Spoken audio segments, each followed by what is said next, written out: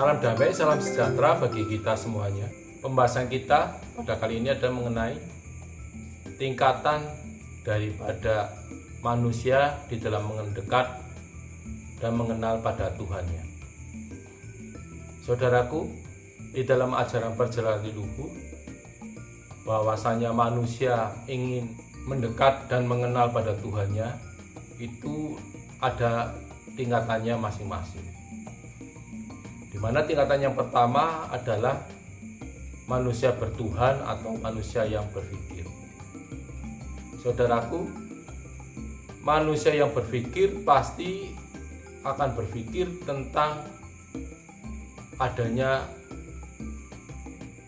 Tuhan atau manusia bertuhan. Di mana kita sebagai manusia berpikir, sadar ataupun tidak, akan menyadari bahwa diri kita ini adalah hidup dan dunia semesta alam ini ada yang menciptakan. Inilah yang di dalam ajaran perjalanan leluhur sebagai manusia bertuhan ataupun manusia berpikir. Di dalam kehidupan sehari-hari, mohon maaf pun ada daripada manusia yang hanya menyadari bahwa dirinya hidup dan menyadari bahwa dunia ini ada yang menciptakan ataupun ada yang mengadakan, maka pada tataran ini disebut hanya sebagai manusia bertuhan saja. Dia hanya bertuhan saja, meyakini Tuhan itu ada dan meyakini bahwa dirinya itu adalah hidup. Itulah disebut dengan manusia bertuhan. Pada tingkatan selanjutnya menurut ajaran perjalanan leluhur adalah manusia berketuhanan. Di mana manusia berketuhanan ini menurut ajaran perjalanan leluhur adalah manusia yang bukan hanya meyakini atau mempercayai bahwa Tuhan itu ada, bukan hanya mempercayai dan meyakini bahwa hidup di dalam dirinya ada, akan tetapi lebih luas lagi di dalam kepercayaan dan keyakinannya itu bahwa Tuhan yang ada itu juga mempunyai suatu perintah-perintah dan mempunyai suatu kehendak-kehendak, di mana perintah-perintah dan kehendak-kehendak itu adalah suatu keinginan ataupun suatu hukum-hukum yang berlaku atas dunia semesta alam dunia ini, termasuk berlaku pula untuk oleh manusia. Nah, disinilah sebagai manusia berketuhanan, di mana manusia itu mengerti dan menyadari apa kehendaknya Sang Maha Pencipta dan Maha Kuasa, mengerti dan menyadari tentang perintah-perintahnya yang Maha Pencipta dan Maha Kuasa, di mana di dalam ajaran perjalanan leluhur menyebutnya Tuhan yang Maha Kuasa dan Maha Suci. Jadi Tuhan yang Maha Kuasa dan Suci punya perintah-perintah dan kehendak-kehendak, dan manusia-manusia yang mengerti tentang perintah-perintah dan kehendak daripada yang Maha Kuasa dan Suci, inilah yang disebut di dalam ajaran perjalanan leluhur adalah manusia yang berketuhanan. Bagaimana cara menghadap pada Tuhan, bagaimana cara menyembahnya, terus apa menjadi kehendak-kehendaknya, apa menjadi perintah-perintahnya, itulah sebagai manusia yang berketuhanan. Di samping sebagai manusia berketuhanan, ada tingkatan lebih lanjut lagi di dalam ajaran perjalanan leluhur, menyebutnya sebagai manusia yang bersama-sama dengan Tuhan.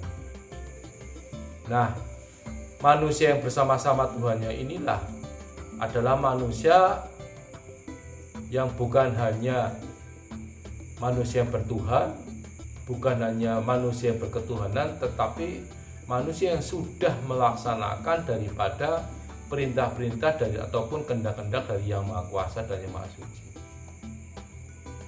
Nah, jadi manusia bersama Tuhan ini adalah manusia menjalankan perintah Tuhannya, menjalankan apa yang dia ketuhannya, itulah yang disebut dengan manusia yang bersama-sama dengan Tuhan. Di mana di dalam ajaran perjalanan leluhur bahwa manusia yang bersama-sama Tuhannya adalah manusia yang di dalam kehidupannya sehari-hari, di dalam perilakunya sehari-hari, dalam sikap, ucapan, dan tindakannya itu adalah sesuai dengan apa yang menjadi hati nuraninya yang ada di dalam diri manusia tersebut. Di mana di dalam hati nurani manusia itu menurut ajaran perjanjian luhur adalah mempunyai suatu wawasan kemanusiaan, kebenaran, dan keadilan. Jadi manusia yang sudah menjadi nurani manusia itulah sudah menuruti apa yang menjadi kehendak-kehendak daripada Yang Maha Kuasa dan Yang Maha Suci.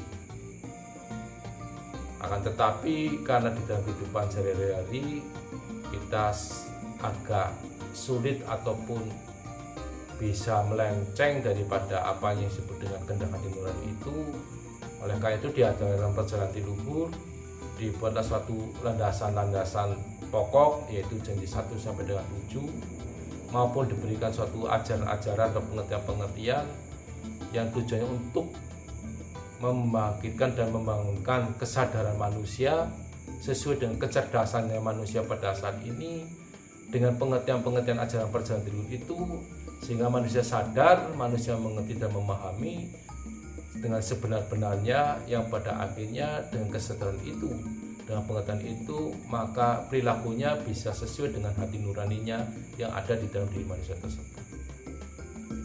Kehendaknya Yang Maha Kuasa dan Maha Suci adalah kehendak hati nurani. Hati nurani adalah kehendaknya daripada Yang Maha Kuasa dan Maha Suci. Namun perlu penjelasan, perlu penjabaran tentang apa dan bagaimana hati nurani, bagaimana cara membangkitkan dan menguatkan.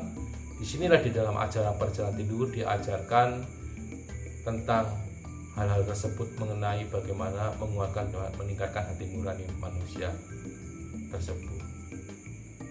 Demikianlah saudaraku, marilah kita sebagai manusia di dunia ini bisa menjadi manusia yang bersama-sama dengan Tuhannya, sehingga kita bisa selamat lahir batin di dunia ini maupun pada saat kita meninggal dunia, kita bisa sempurna kembali ke asalnya, kembali pada Yang Maha Kuasa dan Maha Suci. Sekian dan terima kasih.